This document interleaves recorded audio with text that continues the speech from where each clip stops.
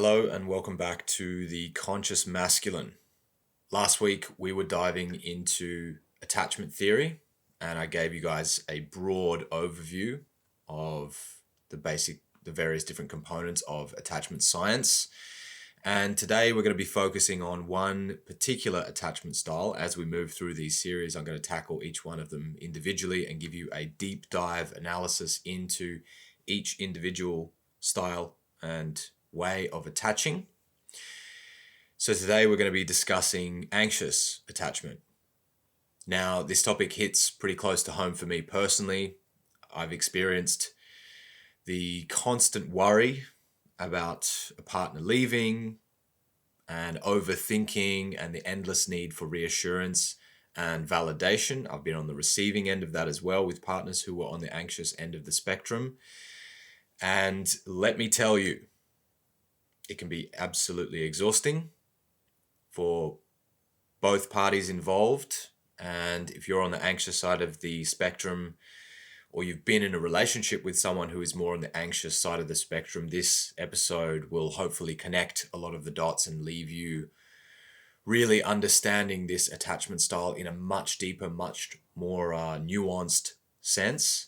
And that's going to be very, very powerful to understand this. As I talked about last week, the more we can understand and see these patterns playing out, the more power we have over them, and the easier it becomes to liberate ourselves from being stuck in a position, simply dealing with these various dysfunctional ways of attaching to others.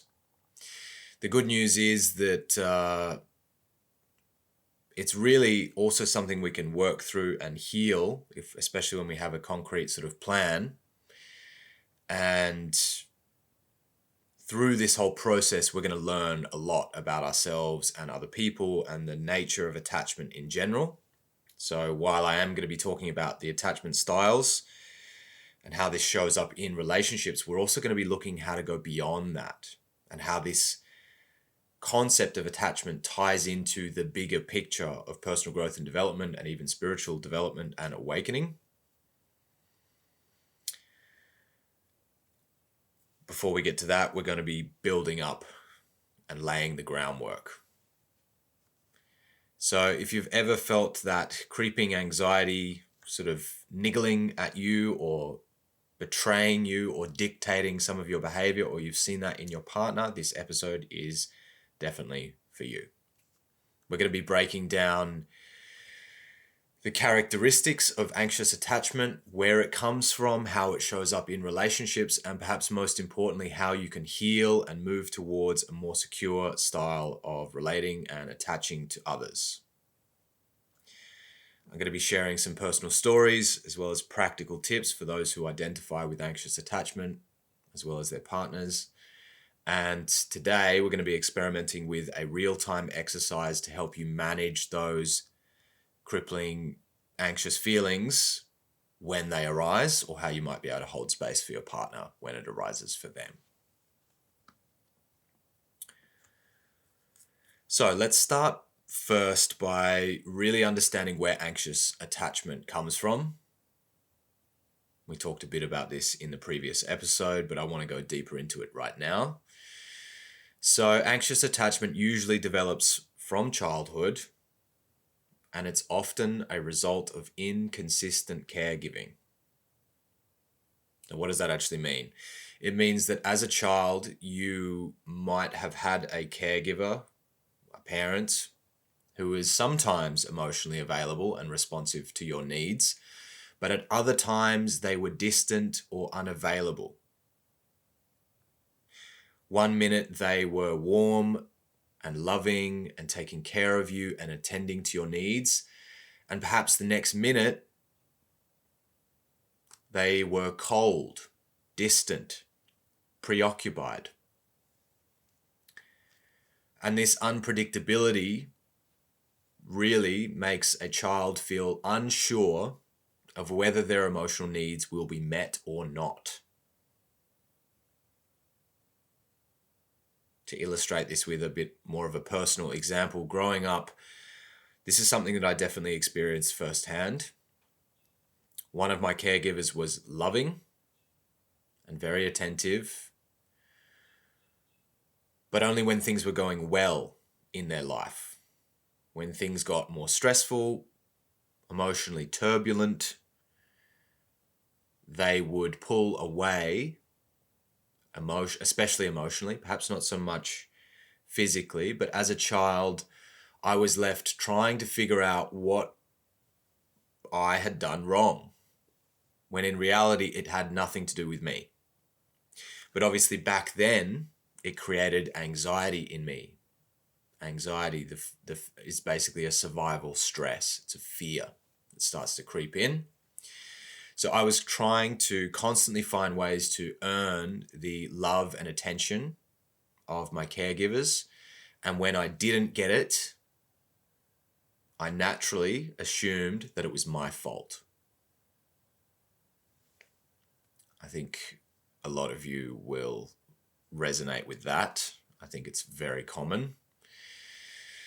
And basically this kind of inconsistency really creates anxiety in the child, in you as the child. So you would have developed a fear of being abandoned naturally. As a child, you then, if you're not sure whether you're going to get the attention, the love, the validation, the safety that you're craving and needing, you naturally, and that's sort of inconsistently given to you, sometimes it's there, sometimes it's not, you naturally become hypervigilant. So you're always on the lookout for signs that your caregiver might pull away, or are you going to get what you need? And there is this inconsistency with your needs getting met. So obviously that's over time, that starts to build up a pattern. This is layered by experience after experience after experience. Dozens, hundreds, maybe thousands of experiences on a daily basis. And if that continues over years, you develop a deeply ingrained kind of expectation when it comes to the availability of your parents or your caregivers. This then continues to be reinforced as we grow up, as we go through school.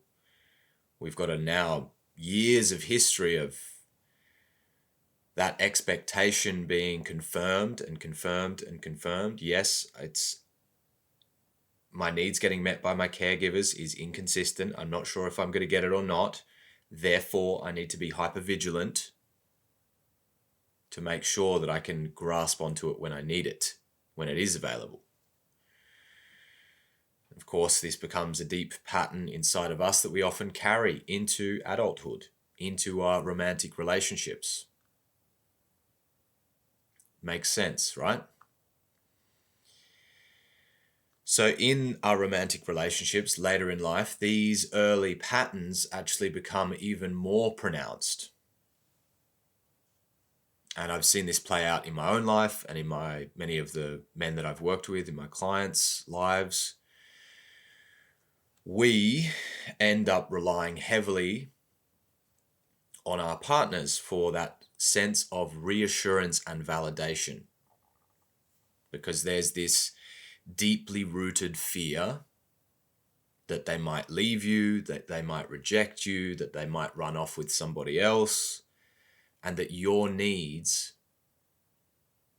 aren't going to get met, that you're going to get abandoned, betrayed, left alone, neglected, just as you did when you were a child with your caregivers and your parents. So I really want you to see the mirroring and the way that this pattern sort of continues. It starts very early on. You know, the first few years of our life is when our attachment system is developing and when our nervous system is receiving the patterning and information primarily from our mother. Because in the first few years, the relationship with our mother is the most important thing. It's the relationship. As a child, you actually don't even know that you're different from your mother until you start growing, until a few years in, 3 years, 3 years. That's when you start to differentiate yourself and see that actually you're separate from your mother.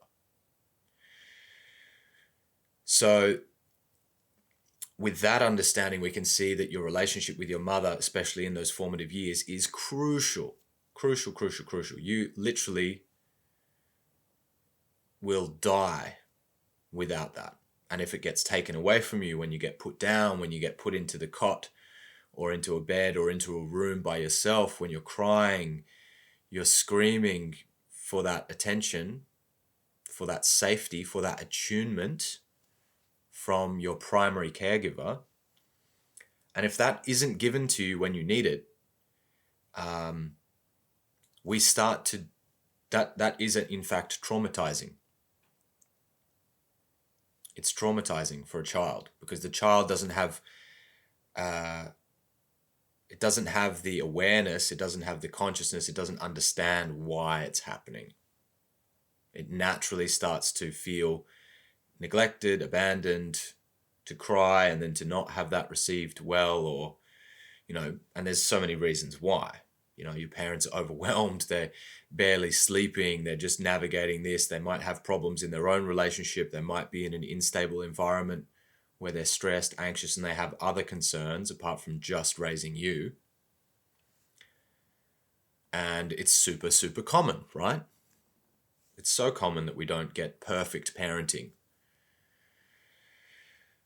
So naturally, we start to develop these patterns around inconsistent caregiving, and those become very deeply ingrained in us and carry throughout our lives and inevitably show up in our intimate relationships where we have that relationship somehow blueprint within us that's still playing out, and we just project, the figure changes. It's no longer your mother, it's your girlfriend, your wife, your partner, maybe it's your boyfriend, whoever it is that other. And we still have a very high degree of sensitivity towards the way that we attach, because the partner that you choose, they become your most important person in your life, with whom so many of your emotional, physical, physiological needs actually get met. And essentially what that means is that's the person that we're most attached to. And because we have the highest degree of attachment to that person, just like we did when we were born with our mother, that's where this attachment system really comes online. And that's where all of the patterns really start to play out. So now I'm just going to rattle off a bunch of characteristics. I want to really get very specific about the nature of anxious attachment and what it actually looks like, so you can really identify if you fall into this category. So, or perhaps your partner might fall into this category. So here are some of the common characteristics and traits that you might recognize either in yourself or in someone that you know. So first up, you're always looking for reassurance. You're constantly asking, do you still love me? Are we okay? You have this very strong fear of abandonment, even if there's no real evidence that your partner is going to leave or wants to leave or has that intention at all. But you have this visceral kind of fear of getting abandoned. You tend to overthink and overanalyze everything, every text message, every small change in your partner's behavior, how quickly they answer the phone, whether they respond back, they call you back, they don't call you back. Everything gets analyzed in micro detail. That's a sign of anxious attachment. There's a hypersensitivity to the tiny little details. Everything means something. You read into everything a lot, analyzing it for cues, for little bits of information that might give you an early warning that your partner is about to leave, or that you're not going to get your needs met, or the relationship is threatened. Hypervigilance, remember? Your emotions can be a bit of a roller coaster, or your partner's emotions might be a bit of a roller coaster. You feel amazing and great when your partner is close, but as soon as you sense the distance, you feel devastated, fearful, threatened.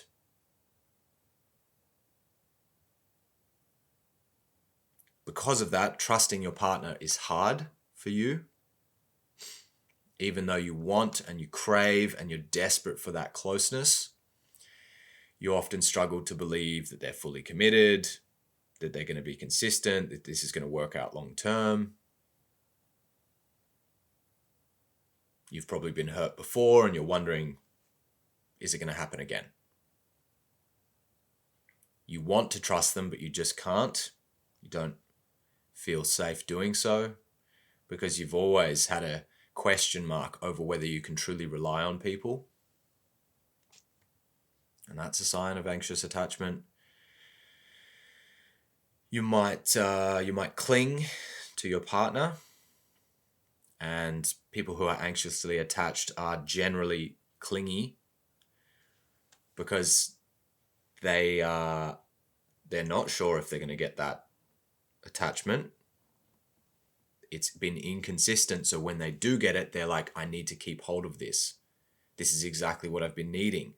This is what makes me feel safe, is when we're close.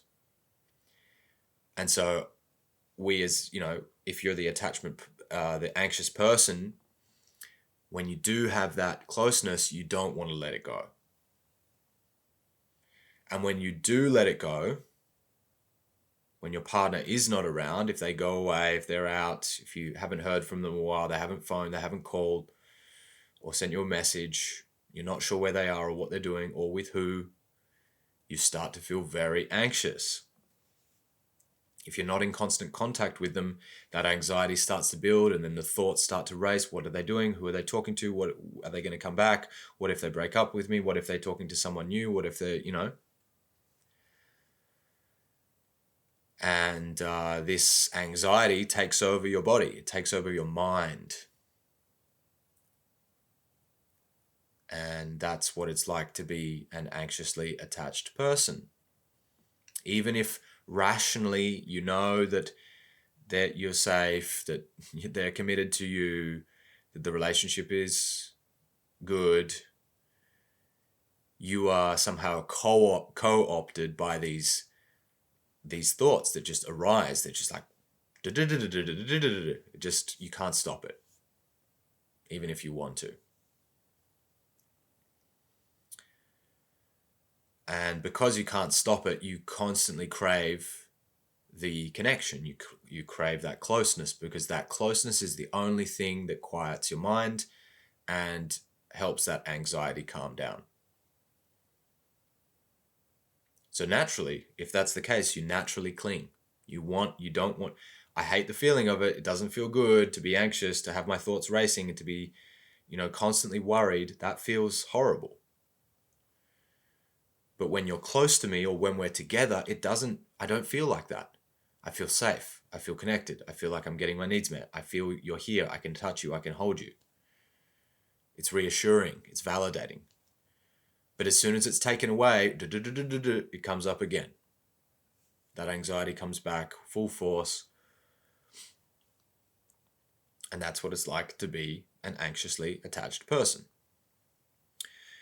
Jealousy is another common characteristic and trait for anxious attached people.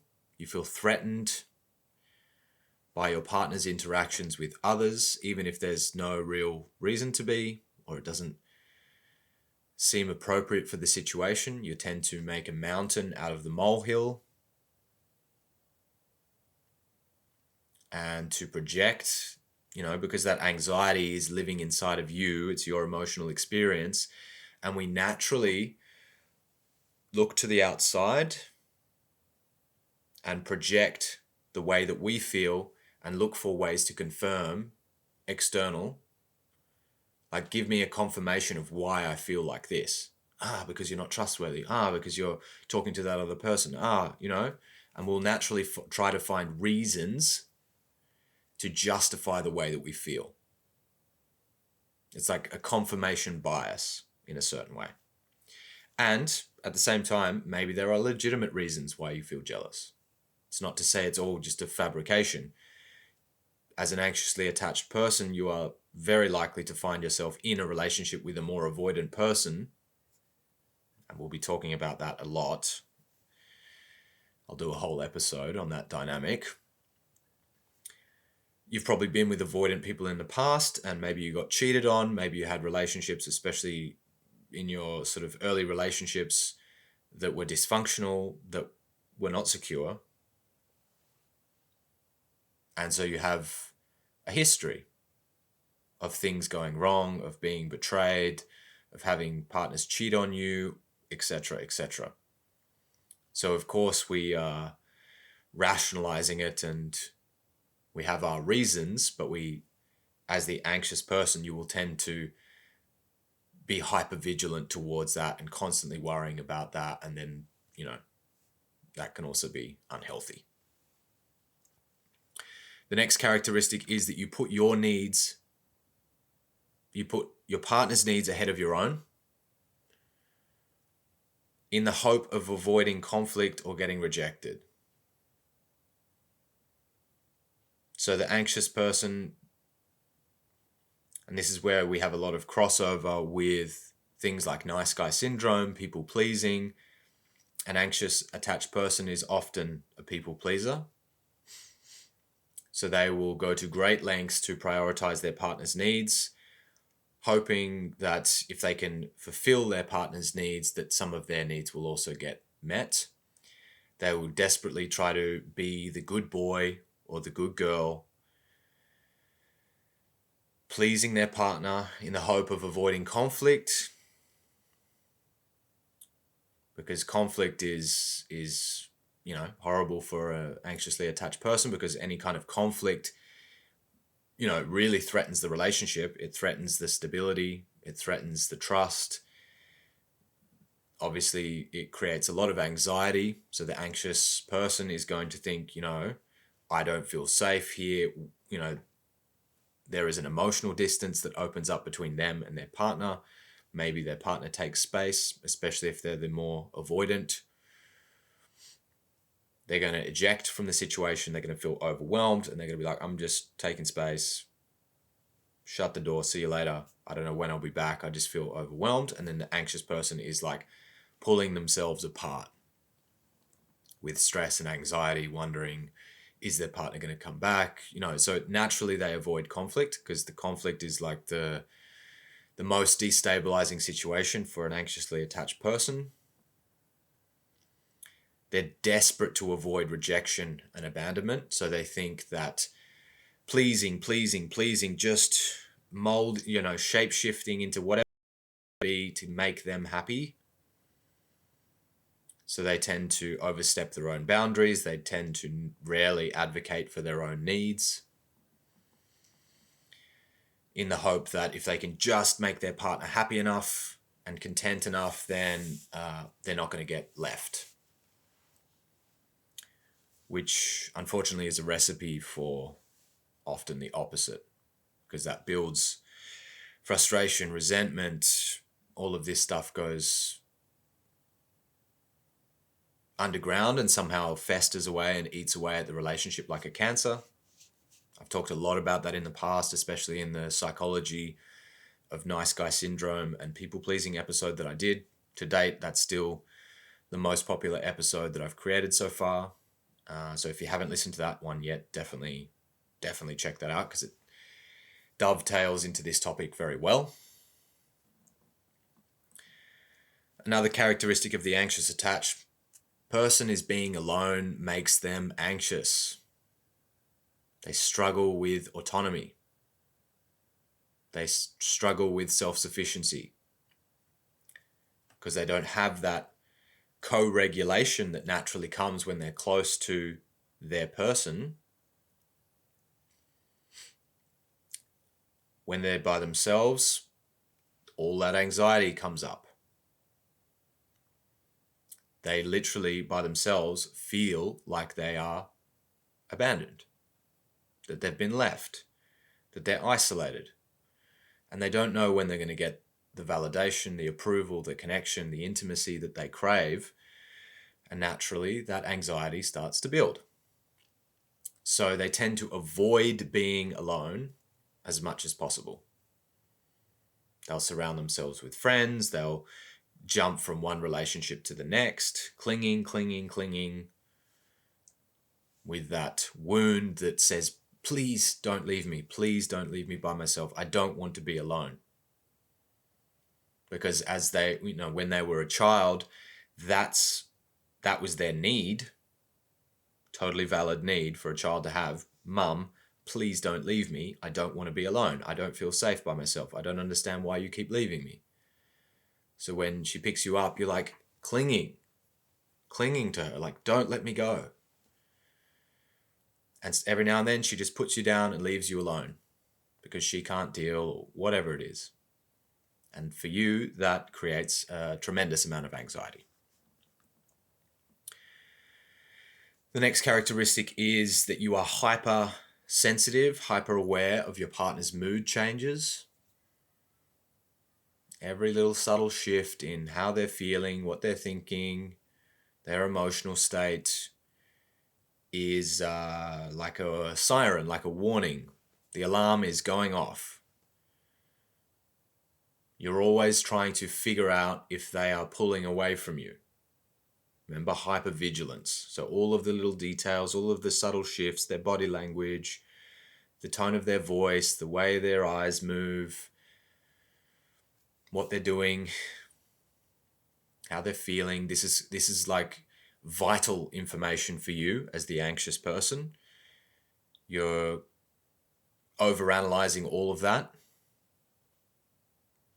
desperate to get the lead, the bit of information that tells you that they're about to pull away. And if they do, you cling on to them. Anxiously attached people, often deep down, they struggle with low self-esteem. They have this feeling that they're not good enough, that there's something wrong with them. Because remember, as the child, you don't have a way to create meaning. You don't have that higher faculty turned on yet. So when your mother puts you down, leaves you in a room to cry by yourself, you internalize that. You're like, I'm broken. Mum doesn't want me. I'm not loved. And that's where we can start to internalize a lot of toxic shame. And paradoxically, even though the anxious attached person craves intimacy, they also kind of fear it. Because when you get too close and when you get too attached, that means you're also at risk of getting rejected and abandoned. So the anxious person is caught between a rock and a hard place. They desperately crave intimacy and connection, but they know that that's also puts them in contact with the thing that they fear the most, which is losing it. They're kind of damned if they do, damned if they don't.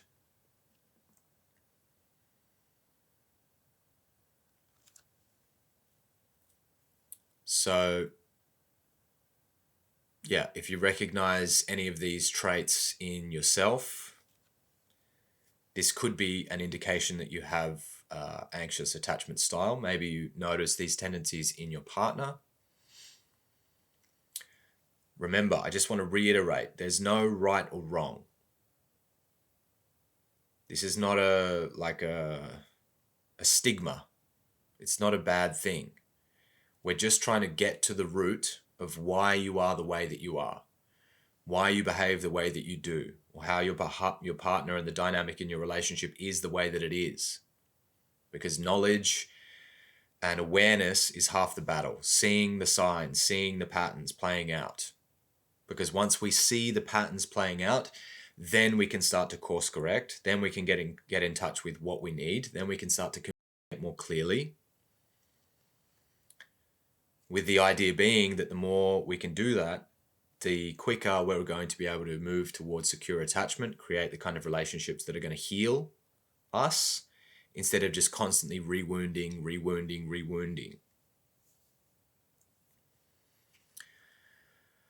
Over the years, I've worked with so many men who were on the anxious end of the spectrum, who constantly needed validation from their partner in their relationship.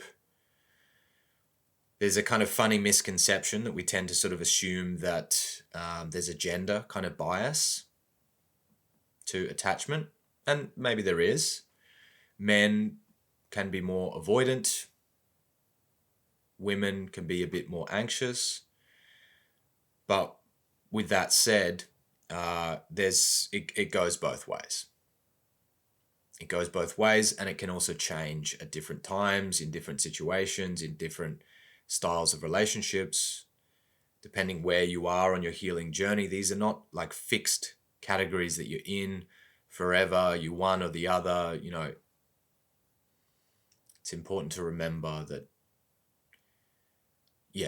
we're using this to diagnose, and we're holding these lightly, knowing that they're not like super fixed categories.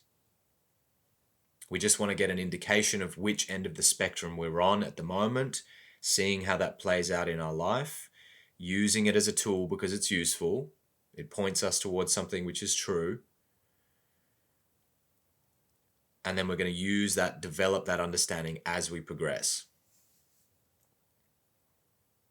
I have a lot more to say on this point, but I'll save that for the end.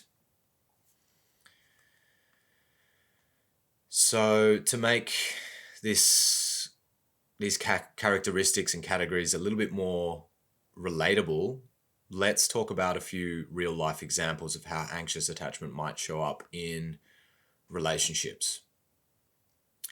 So first up, let's say you're texting your partner and they don't reply right away.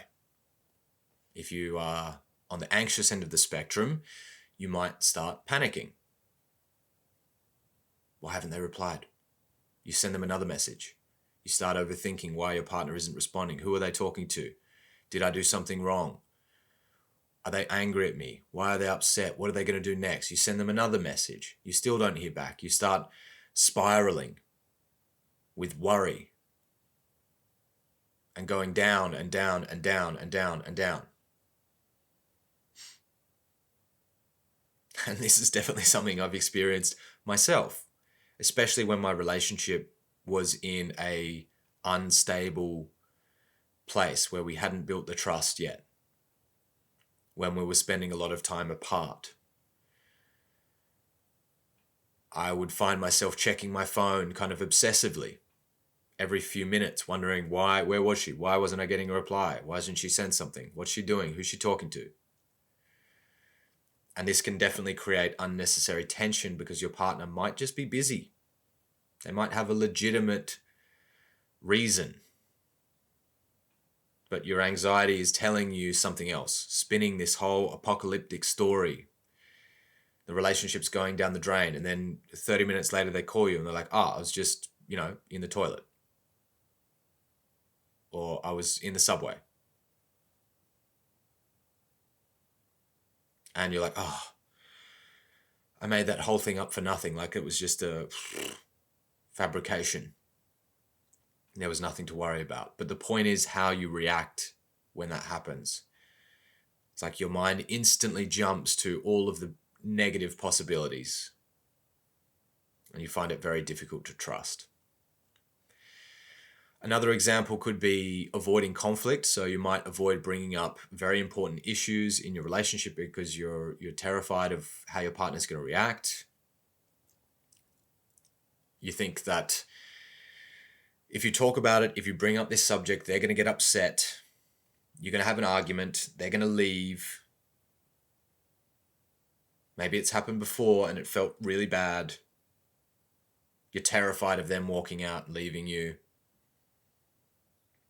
You are already feeling insecure in the relationship. So why would you want to bring up something that's going to make you feel even more insecure? Why would you want to bring up something that's potentially going to trigger your partner? Why would you want to have difficult conversations when it's already difficult enough?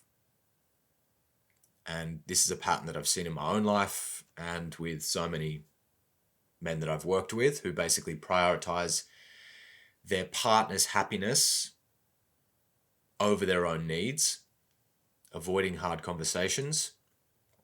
And all that does is create a lack of transparency, a lack of trust, unspoken resentment that starts to build, and that is like a cancer in the relationship.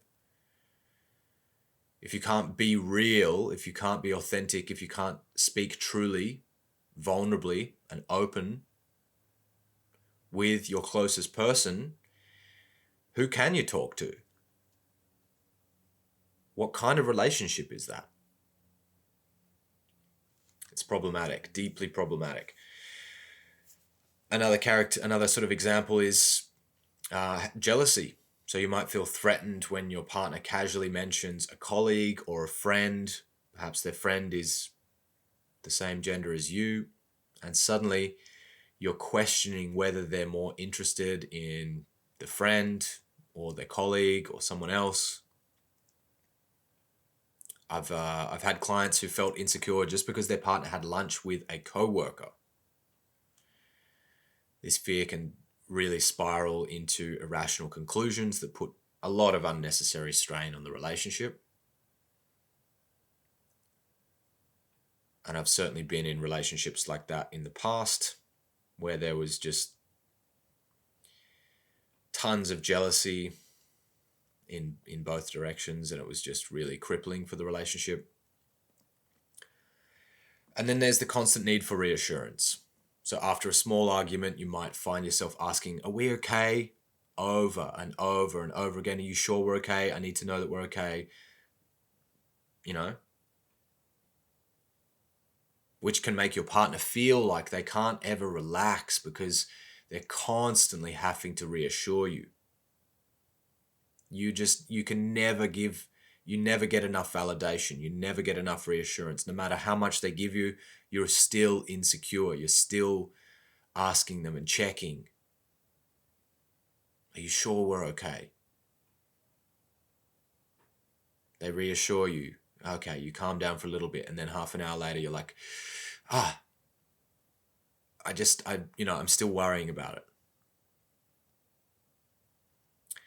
And that's another example. And lastly, you might just ignore your own needs just to keep the peace. So you say yes to things that you're not really comfortable with, or you neglect your own well-being, hoping that if you're agreeable enough, your partner won't leave.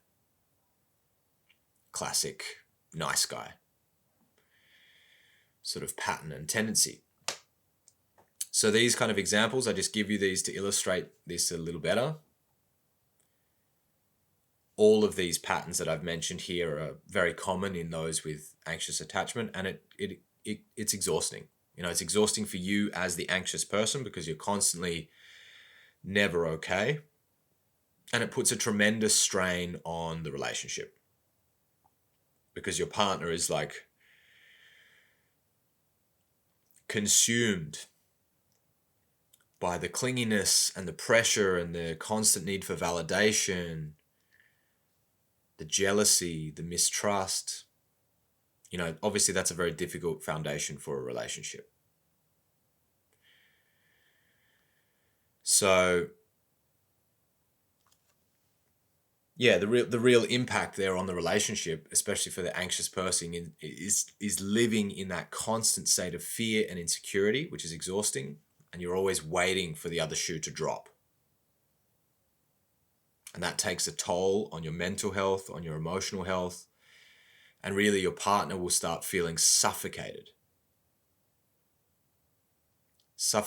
and overwhelmed. Like this relationship, which was supposed to be this beautiful, fulfilling thing that supports the both of you to live an amazing life, that you can be free and at the same time attached, that doesn't really exist. The relationship becomes this consuming vortex, like a black hole that sort of sucks all your energy down into it, because you're constantly putting out fires. You're constantly dealing with the insecurities of your partner, who's just a gaping hole for that reassurance. And so your partner feels like they are walking around on eggshells. They don't feel like they can really be free in the relationship. They're always afraid of triggering your anxiety. And this kind of creates this vicious cycle. This is the anxious avoidant kind of dance in a way. And I've seen this in my relationships. You know, if I was with an anxious partner, that would make me pull away because I felt overwhelmed and suffocated. And then because I was pulling away, they would feel even more anxious. So the more anxious you become, the more your partner pulls away. The more they pull away, the more anxious you get. And this is this toxic, deathly dynamic, as it's known. Which just leads to frustration and overwhelm and disconnection for both partners in the relationship. I'm going to do a whole episode on that dynamic, the anxious avoidant dance. This also has an impact on the polarization, the sexual polarization in the relationship, because while it can be wildly passionate at times, and we see this anxious avoidant dance playing out a lot in the movies, in cinema, in films, in reality, it's exhausting, and anything that drains you that much isn't good for real connected sex and intimacy. Because the best intimacy, the best lovemaking is on the back of profound safety and security in the relationship. Because that's when you feel you can truly expand, truly open yourself up, truly dissolve, truly explore new edges, new frontiers. And while you have an anxious, dysfunctional kind of relationship, sure, you can have crazy sex, you can have amazing lovemaking that's really passionate and fiery, but it doesn't last. You know, usually it's going through these cycles of like, we fight and then we break up and then he pulls away and then I get him back and now we're together again. Then we have makeup sex and it's amazing. And then next week it all implodes again. And that's not very good for long-term stability, and it's not good for depth. We have the intensity, but we lack the depth. Depth comes with safety.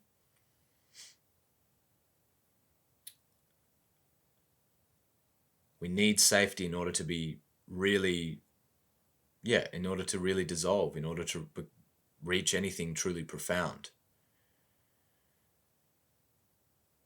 There's enough edge, and even, safety can be an edge. There's profound safety, which for most of us actually feels like an edge, because we've never had that. We've never truly felt so secure, so safe, so held by our partner, by our lover, that we can truly uncover the depth of who we are. So anxious attachment, it gets in the way of that because we cling. And any kind of grasping, any clinging, the attachment that's there, if we want to take it to the spiritual level, we can say that the attachment is creating a suffering, it's creating bondage, it's creating this fixation. And then of course it's hard to dissolve, it's hard to expand, it's hard to, in many ways spirituality is about detachment.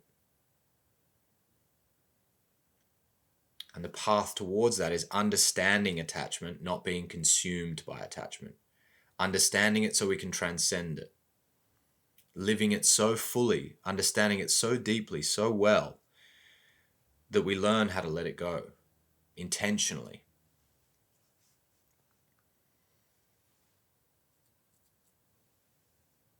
So that's a whole other topic more related to the big picture, and we're definitely going to go there in a lot more depth. But first, we've got a bit more groundwork to lay. We'll keep expanding that as we go. So now let's talk about healing. Before we talk about transcending, we need to talk about healing. And in order to understand that, first I want you to realize that healing isn't like, it's not a linear thing.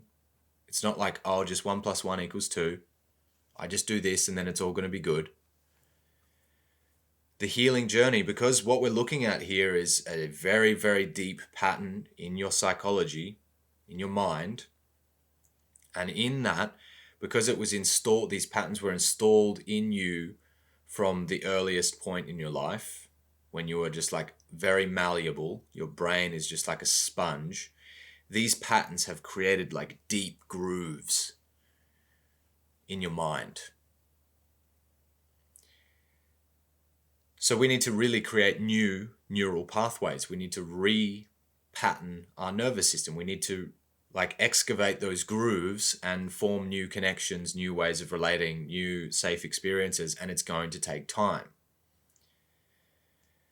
You're going to have moments when you feel like you've made amazing progress. You start to have more security in the relationship. You start to communicate a little bit better. Things are starting to move in a positive direction. And then, boom, your old patterns are going to resurface. Suddenly your partner says something in a tone of voice, or there's a situation that happens and you're going to get triggered, and these old patterns will return. They'll bubble up. And this is going to help again and again and again, which is part of the process. We need, in order to heal the pattern, we need to trigger the pattern. The more we trigger the pattern, the more we can see the pattern playing out. And then we can adapt our response, because it's all about the way that we respond when we get triggered.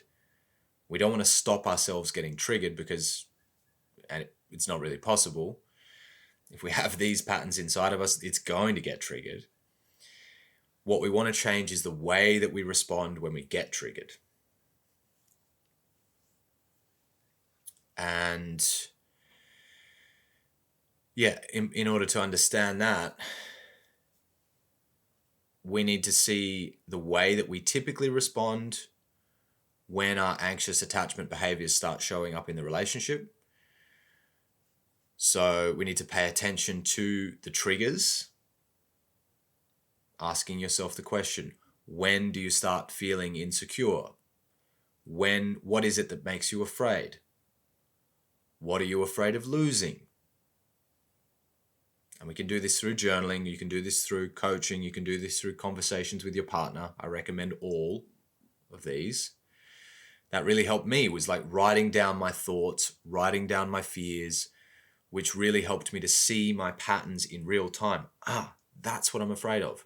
That's what triggered it. There it is. It's on the page. I see it, and I have this situation from last night when I saw myself doing that shit.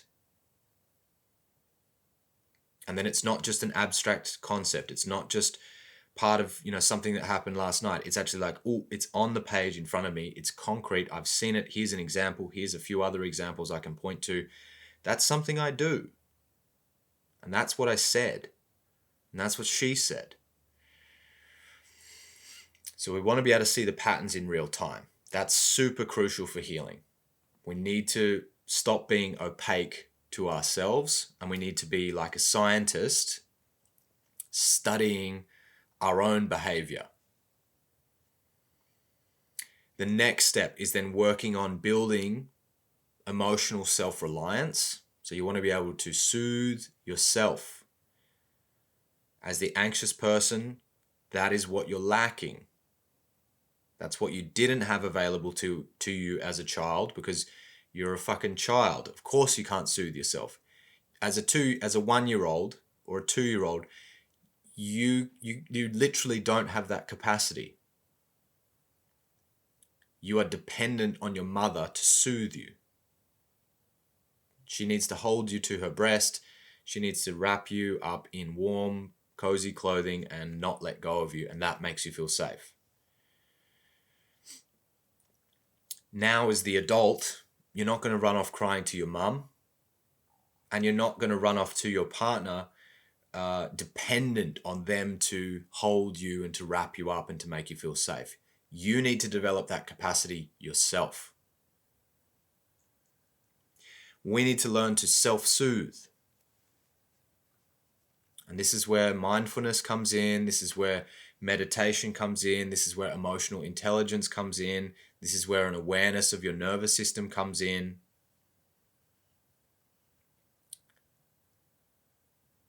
So you can start to identify what's happening inside of you and bring some measure of regulation to your experience.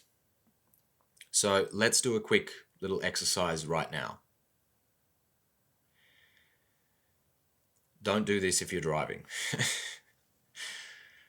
you're driving, keep your eyes open. Hopefully for the rest of you, you're able to do this. Just take a couple of minutes. I just want to guide you into a quick exercise. So take a moment to close your eyes, noticing your breath entering and leaving your lungs, gently relaxing your body. I want you to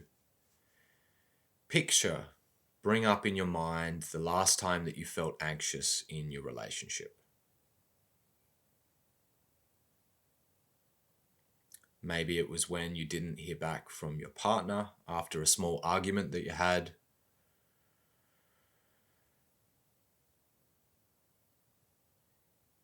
Whatever it was that triggered you, just notice how that made you feel. That anxiety, those doubtful thoughts, the insecurity starting to rise.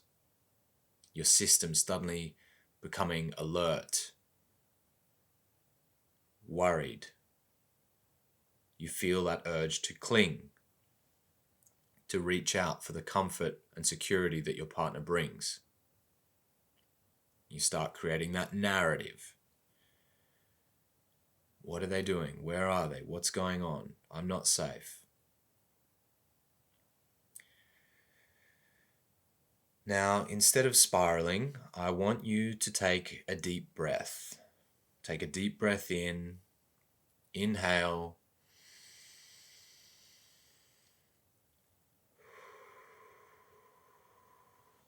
Gently exhaling. And with each breath in and out, just remind yourself that I am enough. I am worthy of love, and I don't need to control everything to feel safe. What I'm feeling, it's okay to feel that.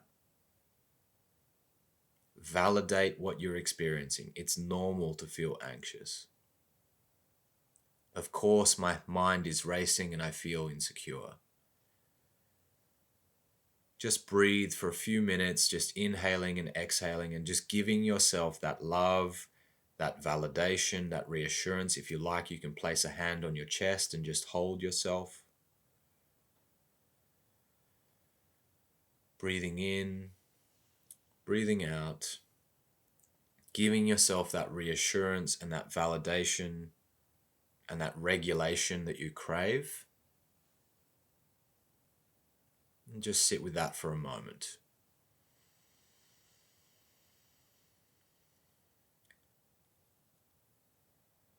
Notice with every breath in and every breath out, you start to feel a little bit more relaxed, a little bit more safe, a little bit more warm and secure.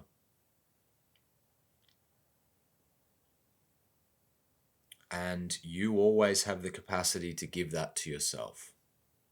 It's very important you learn to cultivate the feeling of safety in your body.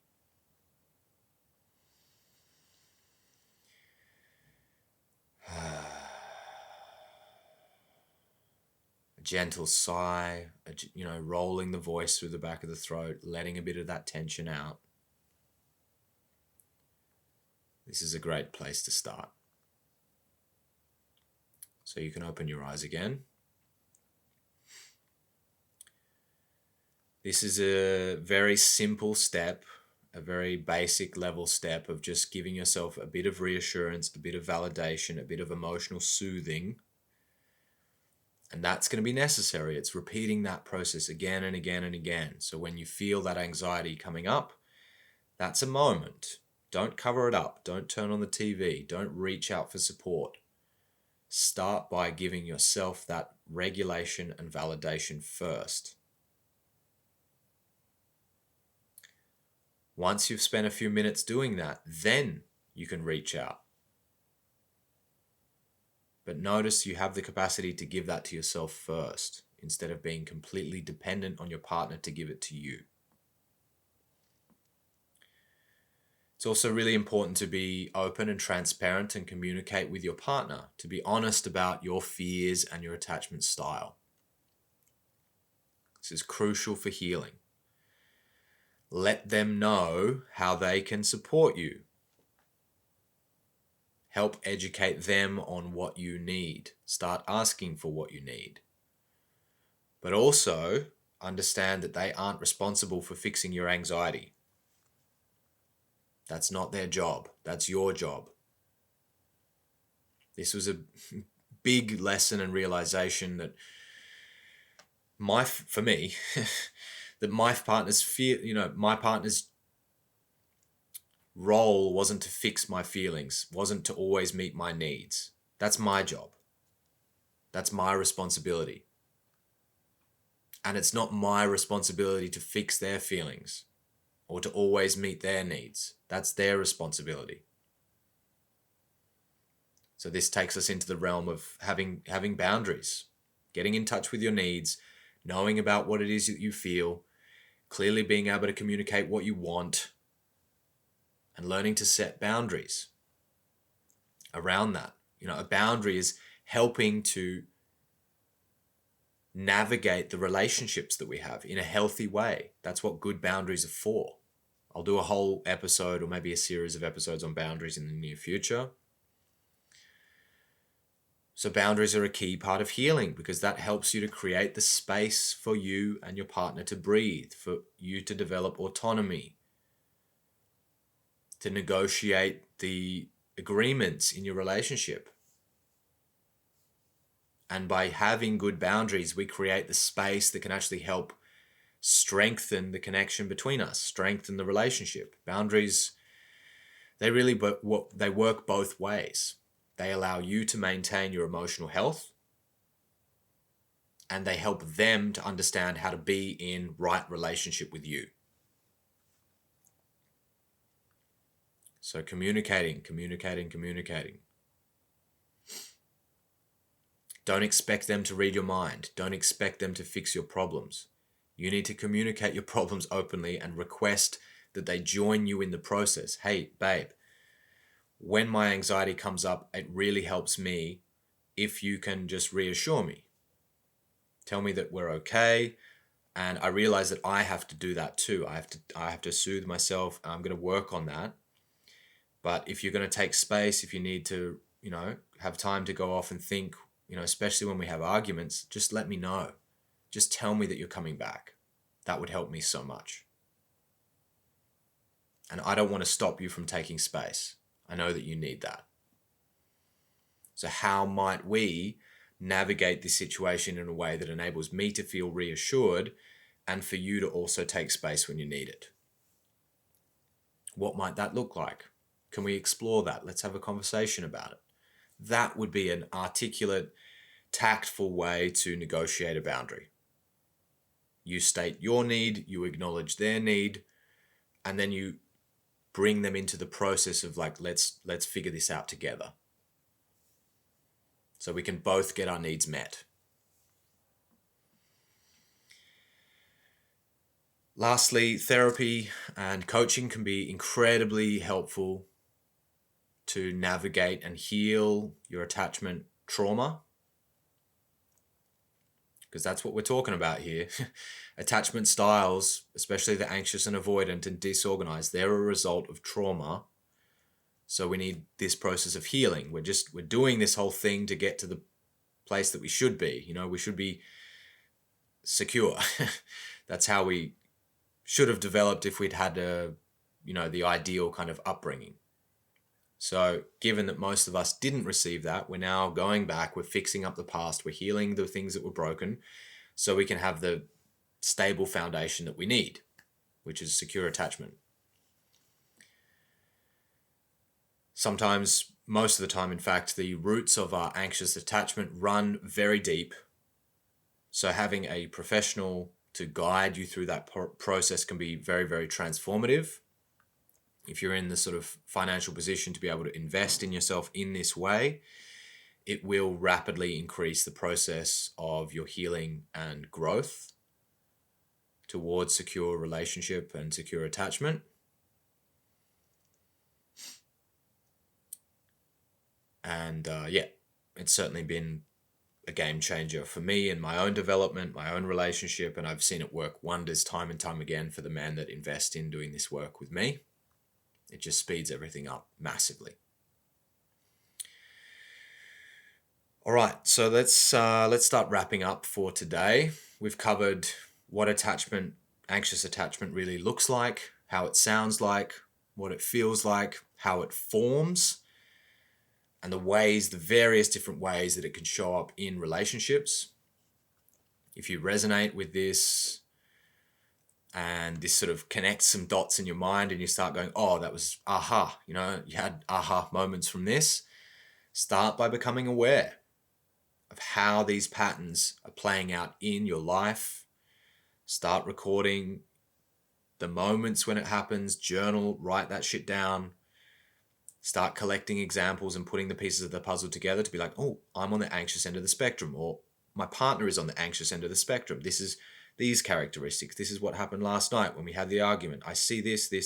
That makes sense.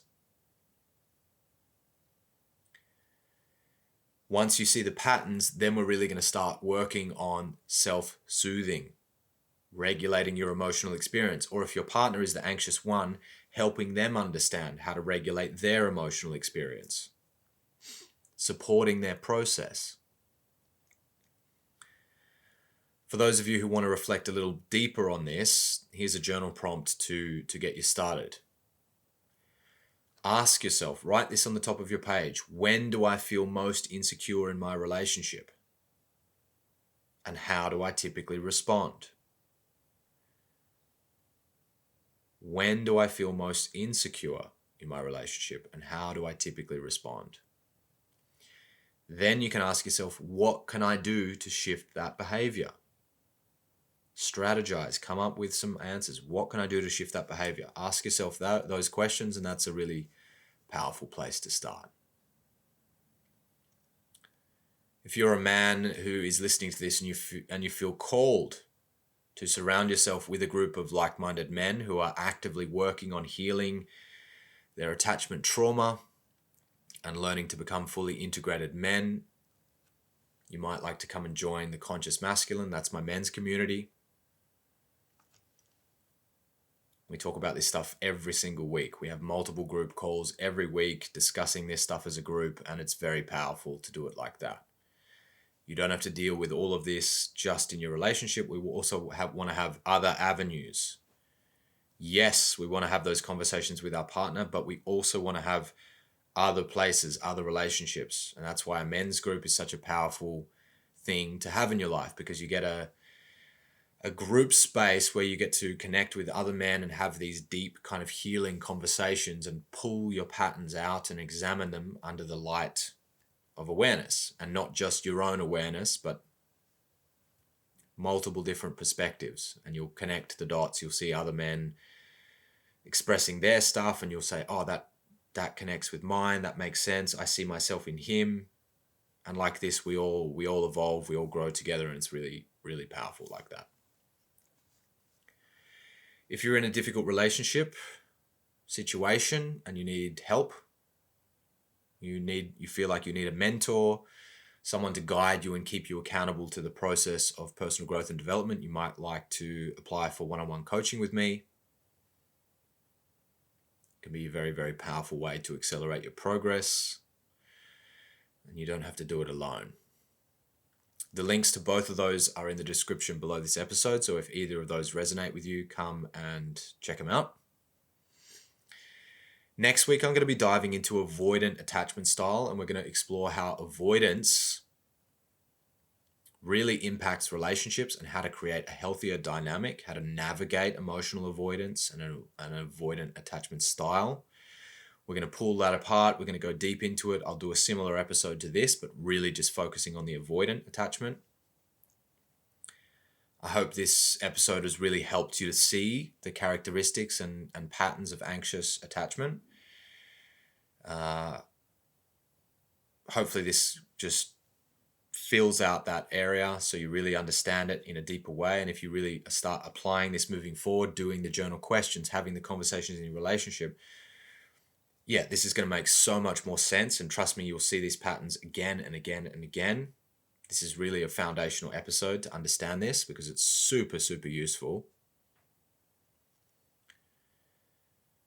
If you rate this episode, if you have questions, please leave a review or a subscribe or a comment or something like that. It really helps me to promote this work, and I really appreciate it so much when you guys do that. So thank you. Some of you guys reached out to me with questions after the first episode, and I wanted to share one of them because I thought it was a really great point.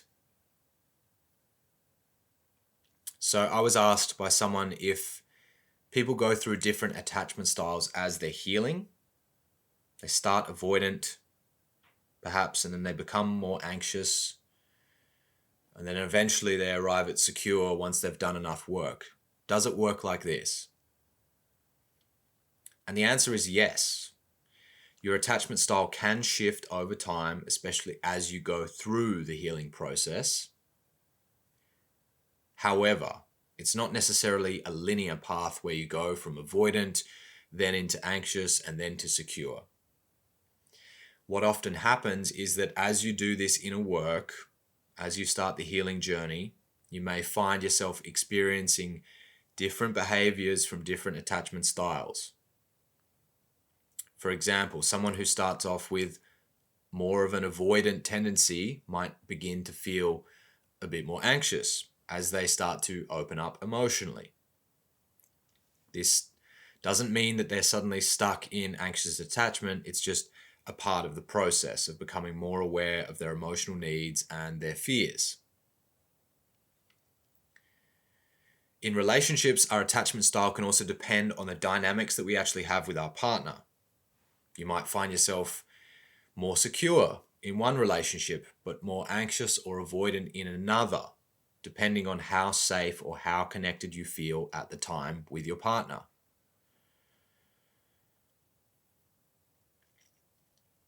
For example, in my relationship now, I'm very secure because we've built that, we've got to that place. But a few years ago, 3 years ago, we were about as insecure as you can get. We were fighting and breaking up, and it was dysfunctional. And I can imagine, even though I've done a lot of this healing work and I'm much more secure now, if I started a new relationship and it was, if I wasn't very careful about who I chose and I ended up with the wrong person, we could totally create a dynamic that would leave me feeling more avoidant or more anxious. Though I don't think I would ever go back to the same level of unconsciousness around that as I had in the past. So remember, the ultimate goal isn't to move through different attachment styles in a specific order, but it's generally to become more secure over time. We just want to be moving ourselves, trending towards secure and finding whatever necessary path that we have in order to get there. So that really means recognizing when your old patterns are showing up and practicing healthier attachment behavior, like communicating openly, setting boundaries, building emotional awareness and resilience. So yes, your attachment style can shift as you heal, but it's not always a clear progression. Healing is much more about integrating healthier ways of connecting with yourself and others. It's like skill building. developing the skill of emotional regulation, developing healthy boundaries, developing conscious communication. All of these things, these skills are contributing towards you creating a healthy attachment environment that you can then work through your triggers, work through your patterns, learn to soothe and heal yourself. Now, there is also a possibility that these kind of shifts between different attachment style behaviors, that could also be a sign of disorganized attachment. Disorganized attachment happens when someone has both anxious and avoidant tendencies. Often, usually, it's because of inconsistent caregiving in childhood. They might want intimacy in 1 minute, but then they also fear it, which kind of leads to this push-pull dynamic in their relationships. For example, someone with disorganized attachment might crave closeness and reassurance, but once they get it, they feel overwhelmed or scared, which causes them to push their partner away. Now, that obviously creates a lot of confusion, and it can be a little bit more difficult to navigate disorganized attachment. We'll be having a full episode on disorganized attachment, so stay tuned for that in the weeks to come. And lastly, just remember that attachment styles, it's a theory, right? Attachment theory. And remember, this is crucial because I see a lot of people sort of buying into these new age kind of maps and models and theories and then becoming really fixated on them. Like the people that adopt a certain system and they think that's the bee's knees. They think it's the only thing that matters. But the map is not the terrain. Reality doesn't match up 1-to-1. And just because we have these very clear, distinct categories of attachment, it doesn't mean that you're only one of them and you're just fixated in this, you know? You're an anxious attached person. That means that describes everything about you.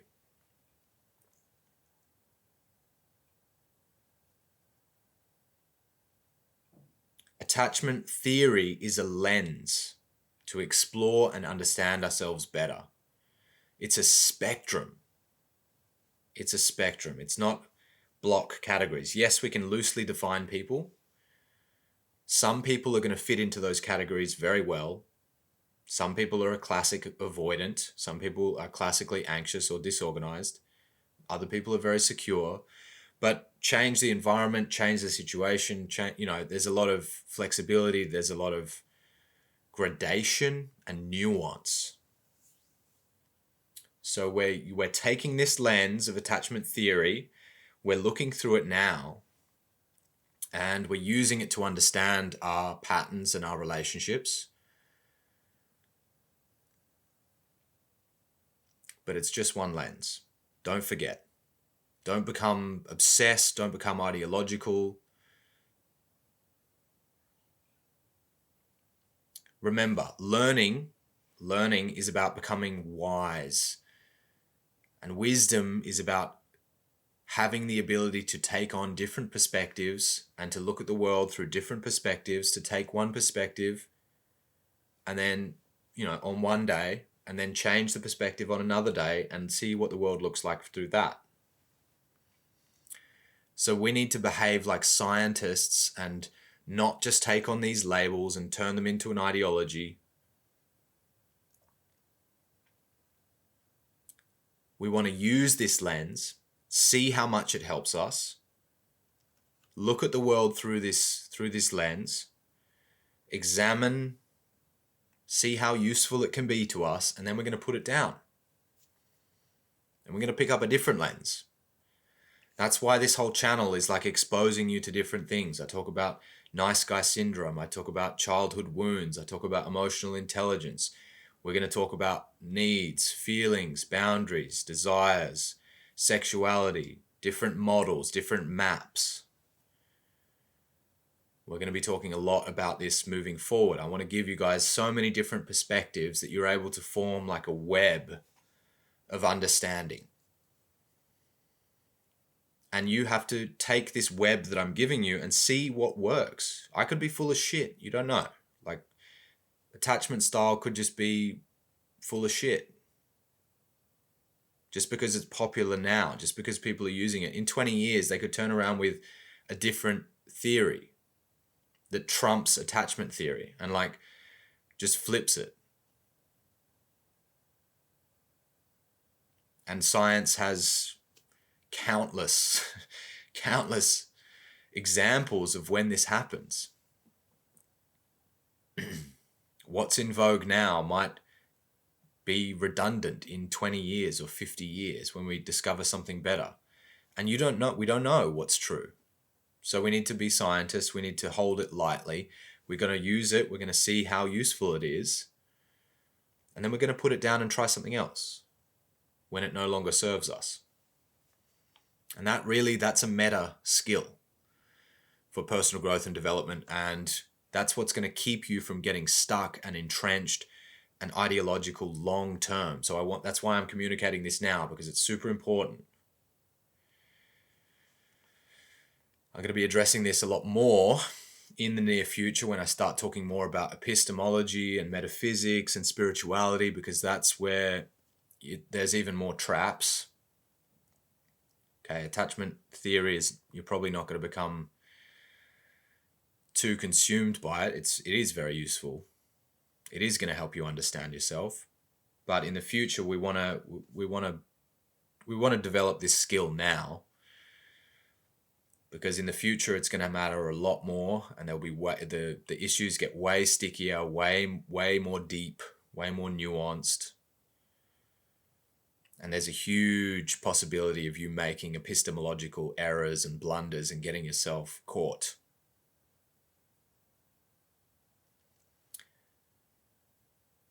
And I'm communicating this because I've made those mistakes already in my life. And it's fucked me up. It's cost me a lot of time. It's stalled my progress, and I don't want that for you guys.